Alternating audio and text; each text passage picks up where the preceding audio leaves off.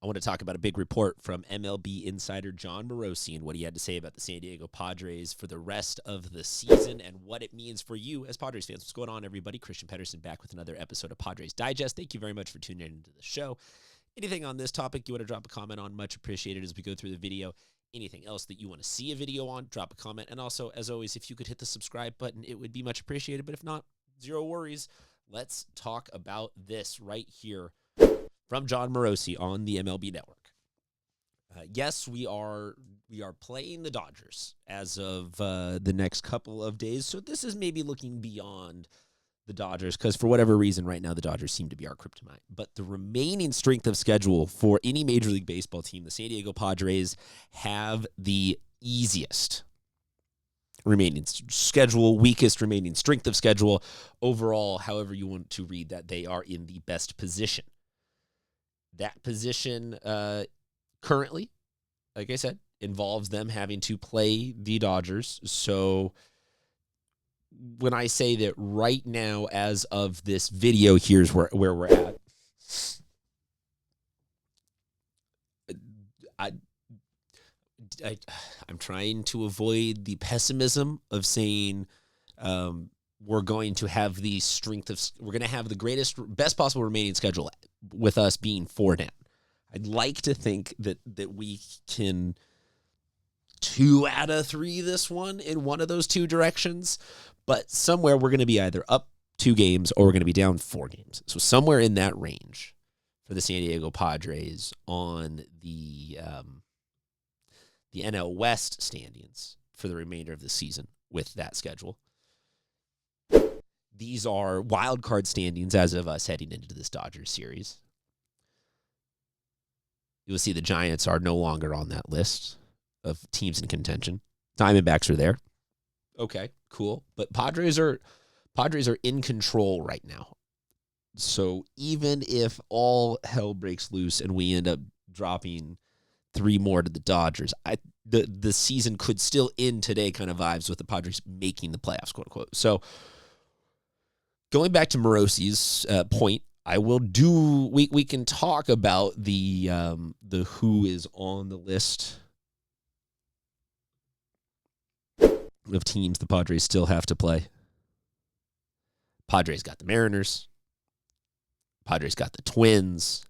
I don't feel like I need to go too heavily in like a full breaking down of everything for every single. We don't need to preview every single series, but we got the Mets are going to be involved. The Rockies are going to be involved. Some Sox play.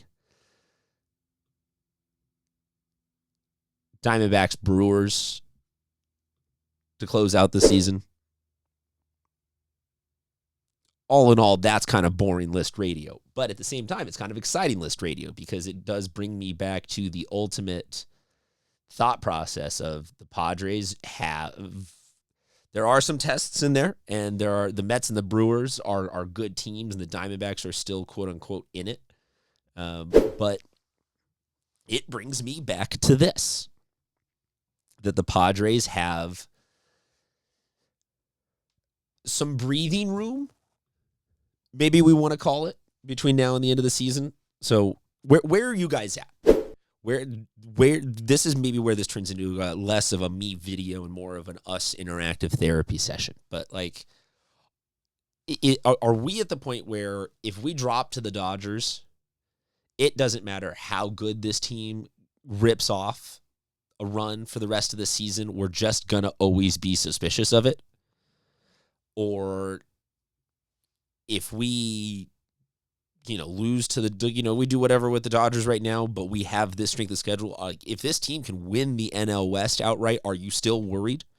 If we can have a track record against the Brewers and the Mets, and we can, we did well against the Mets, or like some of the other teams that we're going to play in this postseason potentially to get through to the NLCS or World Series. If we have a track record against all of them of doing really well, but we just, for whatever reason, cannot beat the Dodgers or even get close to beating the Dodgers. Are you still confident? Does none of the rest of that strength of schedule matter except for how we do against the Dodgers? Like, there's a lot going through my mind, like with the Padres sitting back a game in that NL West. It's hard to balance the optimism and the pessimism, because I want to be pumped and I want to be stoked and I want to be like, okay,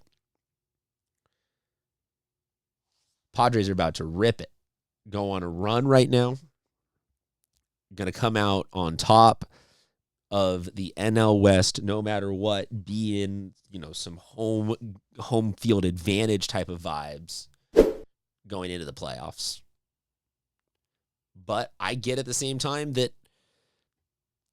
if you're, maybe there's a devil's advocate out there that's saying, like, if all we're doing is beating the easiest schedule, if all, like, okay, we won out all of our games against the Rockies and the Giants and the Diamondbacks and yada, yada, yada, what, like, we beat the Twins, what does that amount to? Okay, you can feel that way, but to me, right now, baseball is right now, being the last couple of years with this team, baseball for the Padres seems to be a sport of rhythm and vibe more than any one individual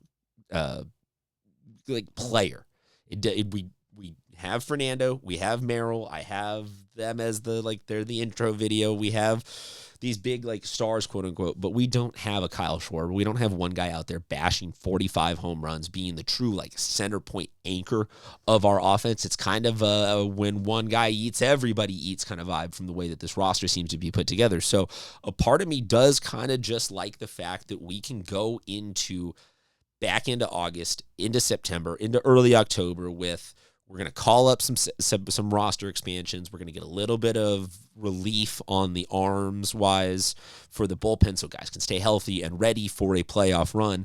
And then we're going to let the offense hypothetically, allegedly have a month to pick up some swagger. And even if we drop to the Dodgers and end up a little bit behind them at the start of September, having the easiest September of anybody left in baseball, to me, just if I'm trying to hear what you guys are saying about be less of a negative Nancy, having that kind of schedule for the rest of September to me means the potential to get, if Merrill's going to be on the IL for a little bit, come back half of September, let him eat, let Xander eat, let's figure out O'Hearn, and it gives us a chance to produce, and see if we can't pick up all of the vibes, really truly be playing our best baseball into late September, early October, and then roll into the playoffs with some actual confidence and swagger, and not being like, oh, great, we got here, but we're here now, let's really start what our mission was for putting together this team. So I don't know, kind of interesting. I try not to be overly, like I said, optimistic or pessimistic or anything in between, but it is a good sign nonetheless. I think that the Padres just empirically, statistically, have the easiest route after this Dodgers series. So let me know what you think about all of that. Do you like us playing? Do you count wins against easy teams? Do you want hard teams? Do you need X, Y, or Z? What do you even think just about, what are your expectations for September for you to be happy with the Padres going into the playoffs? And if you want to hit subscribe, like I said, it would be much appreciated. If not, no worries. Talk to you guys soon.